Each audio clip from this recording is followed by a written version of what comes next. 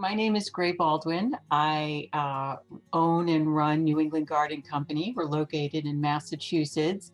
We have been in business for over 30 years. So we have a wonderful long history in New England. We focus on European and American 17th, 18th, and 19th century antiques. We found ourselves really starting to kind of focus in on some of this really wonderful rustic farm elements.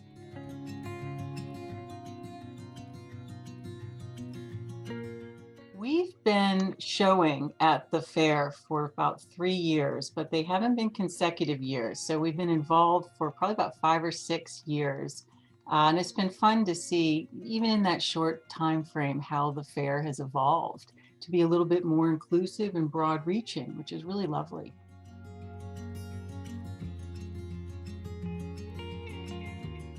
I was just mentioning a little bit earlier about this focus in the rustic farm element. And I think that might have to do with our roots in New England, where the architecture here is very simple, salt box houses, simple architecture, a lot of farms.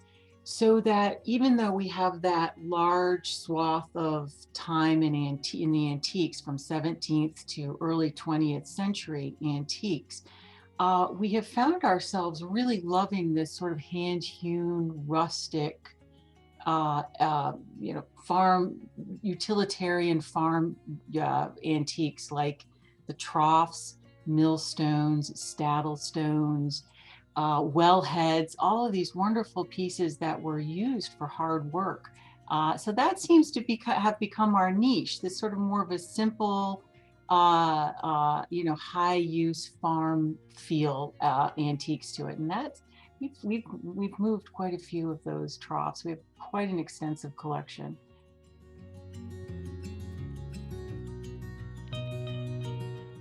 We do have an extensive collection. Over 1,500 pieces are in stock. So we have this huge showroom and warehouse where we really try to have everything. And then if we don't have those pieces, like there are some types of pieces that are custom made for some clients that are still handmade, but newer.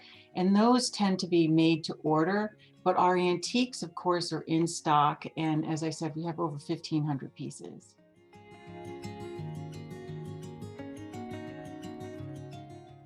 My garden ornament holy grail has got to be one of my favorite elements, which is a sundial, but it's a polyhedral sundial. So it's kind of the highly engineered Ferrari of sundials, where it's multi-faced. So it's carved stone. You'll have a multi-faced sundial, which means every plane has to have the right pitch along with the gnomon in order to cast the appropriate shadow at the appropriate time. So it's this considered this highly engineered piece of stone and antique that was just beautiful, and it's incredibly sophisticated. And they were made in the 16 or 1700s. Now, I've had two in the last 10 years. They were actually dodecahedrons, which were 12-sided sundials. And the clients that have bought them and actually placed them, it's just, the gardens are just gorgeous. That is my holy grail of a antique find, are these polyhedrals. Gorgeous.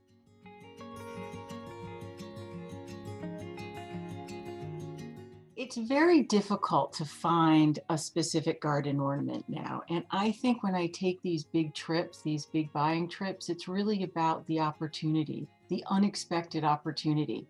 So when you go on these trips, you just have to keep an open mind and an open, idea of what you might find. Because that's when you find the greatest pieces, is when you're not looking for them, or someone tells you about some other place, about this place, about it, and finally you're going down the chain. And at one point I found this wonderful farmer in the middle of Lincolnshire, England. He had no retail, never sold, nothing.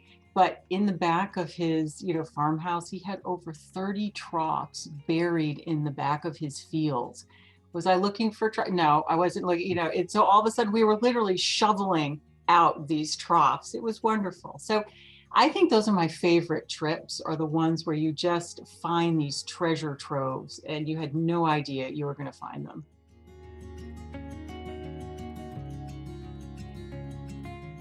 Anything that's gorgeous, I buy. I mean, because the other thing that's great about these garden antiques is they've got this really long shelf life. So you can have one for 2, 3, 4, 5 years and it's fine. So anytime you buy something or you see something, you've got to buy it. You just have to buy it. I'm always on the lookout for, of course, these kind of rustic troughs and millstones and staddles, because those seem to, sell pretty well. Um, but again, it's like whatever I find, I buy and bring home. And then I keep it for a while if that's what I need to do.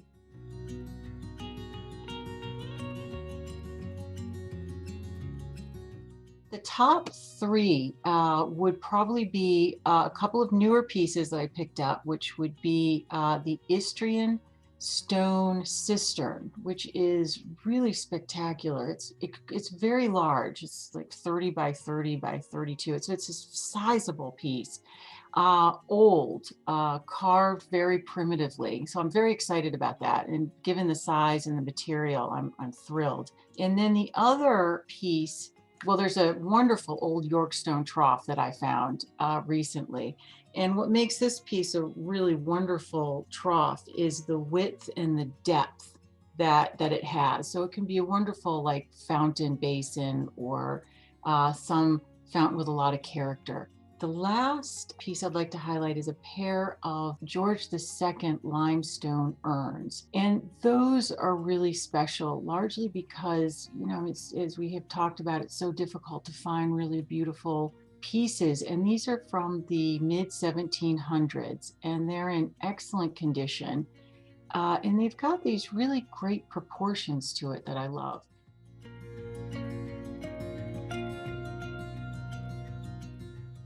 Have to say, one of the best experiences I've had is with a carved limestone finial. It's quite large, but the history is what makes it so special. It was designed by John Nash, an architect in the early 1800s in England. And he built this incredible private home called Whitley Court. Just a gorgeous, gorgeous piece of architecture. Now, it burned down in the 1930s, and so a lot of these pieces were salvaged and sold, and I got my hands on one of the finials. But what was the best part is I actually was able to go and visit the ruins. So that, which of course the facade's still up, so it's still gorgeous. And the porticos are still up, and it's that to have that kind of proximity to history was lovely. It was really lovely. So that was my most recent favorite sale.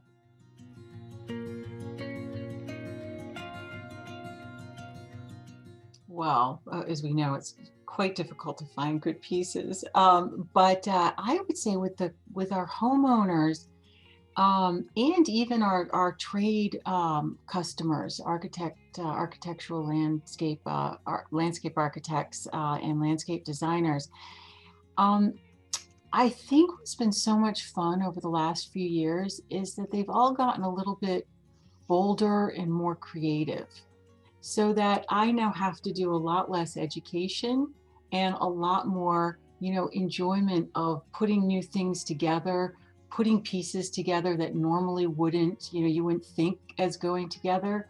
I just had this retail client come through and pick up 3 copper coppers, which are those old copper tubs that were used to boil laundry 200 years ago. And they took 3 of those, put them with these wonderful cast iron spouts that we had, and made this long fountain with the 3 copper coppers and 3 along a brick wall. It was really great. It was low key, informal, beautiful sound, and I would not have thought of doing that. So I love this new level of creativity and confidence that that our customers now have.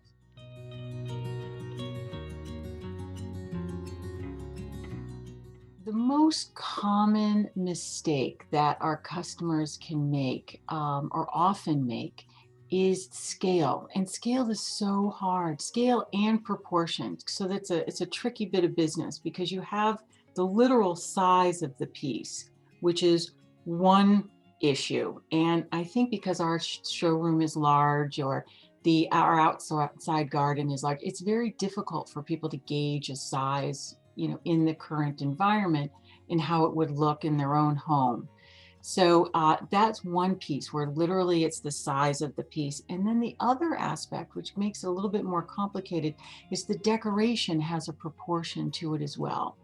So for example, antique lead ornamentation tends to have very small scale in its ornamentation. So it's great in like smaller city-side gardens, but it can get lost in a larger suburban garden. So I find that quite tricky, and even to this day, I make those mistakes as well. So it's not an easy thing. So I find that the most common error.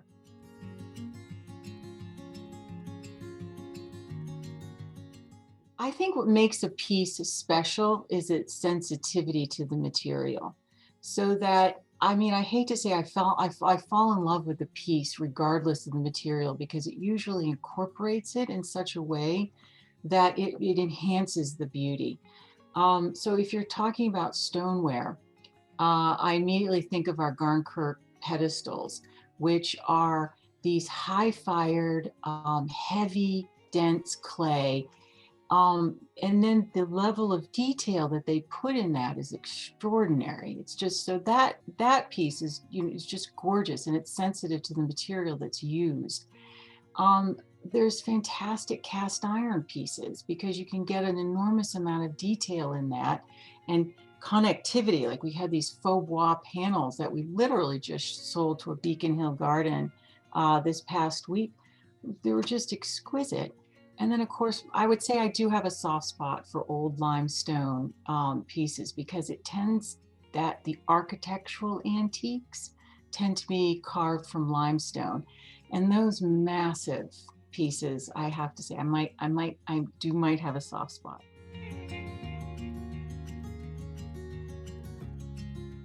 It really seems to be a bit of a trend towards informality. Also, a little bit of a trend towards the unexpected and the finds. So between those two things, and if I just sort of stick with the informality a little bit, I'm finding that all those utilitarian, low-key but beautiful pieces like stone sinks are selling quite a bit, and they're people are factoring it into their houses, so they're making them into their bathroom sinks or their potting room sinks. And that is also another area that I've seen really incredible growth in the American market, where people are now thinking about these old pieces as they develop plans in their architectural renovations or expansions. And I can tell you about 10 years ago, that wasn't the case. Anything that had to be built in to a house or home, I would say I would have for a little bit longer than those pieces that would stand out in the garden, on their own, like a sundial, a statue, an urn. Like those always would move and sell, and people always had a lot of interest in those. But these architectural pieces, I think, have found a new level of interest here in the US, and sinks in particular. I know I've mentioned that a couple of times, and I just love it. And again, that creativity.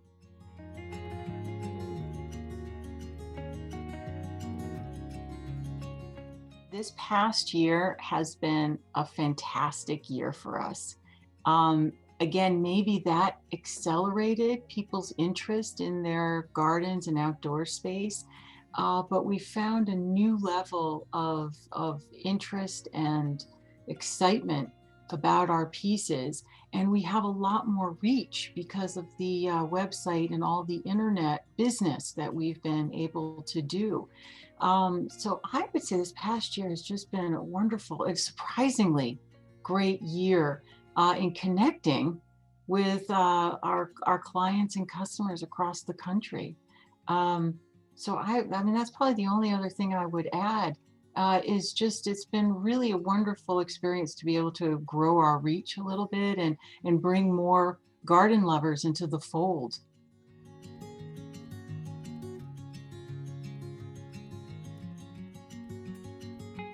It's the only show I participate in, so it's near and dear to my heart because the level of sophistication of the customer that comes through and the plant lover is just fabulous. So you get to talk about your passion with everyone else that's coming through, and they love the more different and obscure and unique the pieces, the more interest I find. And I love it because often they'll just sit in the corner in my showroom and not many people will pay too much attention. But at the show, again, the level of expertise and knowledge, it makes it a real pleasure to bring all our best pieces and just be able to talk about them uh, ad infinitum.